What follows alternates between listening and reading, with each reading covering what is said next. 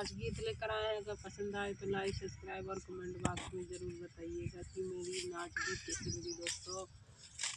और जोड़कर विनती है सभी फुल वॉच टाइम जरूर देखिएगा। वीडियो हमारे नंद के देखो, आगे बढ़ाओ।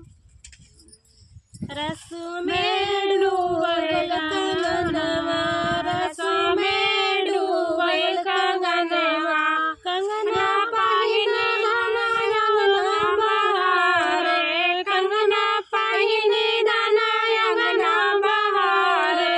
ससुर मारै नजरिया, ससुर मारै नजरिया, ऐसन ससुर